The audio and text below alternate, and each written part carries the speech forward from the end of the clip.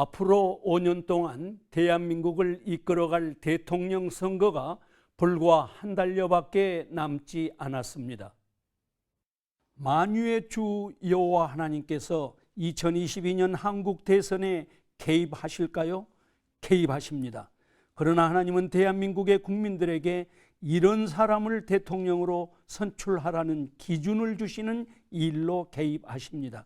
기준은 하나님께서 정하시고 선출의 자유는 국민들께 위임하시는 것이 하나님의 섭리가 작동하는 보편적 원리입니다.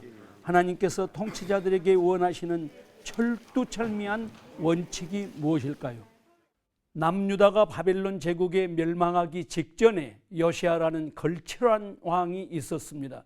요시야는 하나님 말씀대로 유대 사회를 개혁하는 일에 누구보다 앞장섰던 신실한 왕이었습니다. 그런데 그의 말년은 비참했습니다. 당시 신흥제국 바벨론과 애굽이 근동지역 패권을 놓고 싸우는 일에 요시야가 개입한 것입니다. 성경은 요시야의 개입이 하나님의 뜻이 아니다고 말씀하시는데 재미있게도 애굽 느고 왕의 입을 통해 말씀하십니다. 하나님께서 이스라엘에게 말씀하실 때는 주로 선지자들을 통해 말씀하셨지만 때로는 국제정치 현실을 정확하게 파악하도록 지혜를 주시기도 하시고 이방 통치자들을 통해 직접 말씀하시기도 했습니다. 하나님의 사람 요시야 왕도 그 놀라운 하나님의 섭리를 놓쳤습니다. 그는 개입할 필요가 없는 전쟁에 참여했다가 애굽의 느고 왕에게 비참한 죽음을 당한 것입니다. 요시야 왕의 죽음은 하나님의 일반 계시에 무감각했던 결과였습니다. 요시야 왕의 아들 여호아하스가 왕이 됐다가 3개월 만에 애굽의 느고 왕에 의해 폐위되고 그의 형제 여호야김이 왕이 됩니다. 여호야김 역시 요시야의 아들이었습니다. 백성들에게 그토록 존경을 받던 아버지가 갑자기 전사하고 형 여호아하스마저 느고에 의해 폐위된 다음 애굽 제국의 힘에 의해 압도된 제국의 논리로 나라를 다스렸습니다. 그때 하나님께서 선지자 에레미야를 통해 여호야김에게 경고하십니다.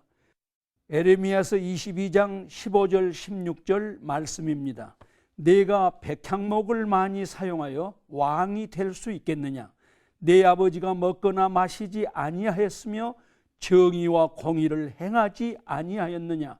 그때 그가 형통하였었느니라.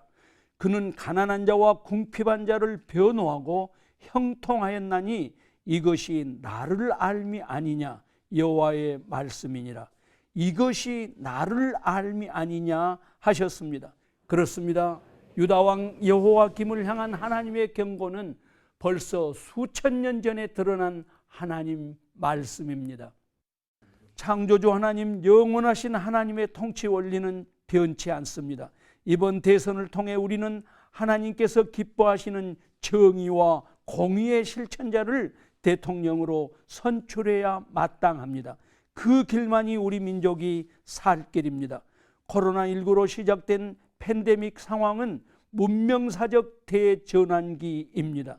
21세기의 최대 과제는 자본주의와 신자본주의 하에서 급속하게 팽창된 부를 어떻게 공정하게 분배할 것인가 하는 것과 부의 팽창 과정에서 파괴된 창조 질서, 하나님의 생태계를 어떻게 복원시킬 것인가 하는 것이 세계적인 과제입니다.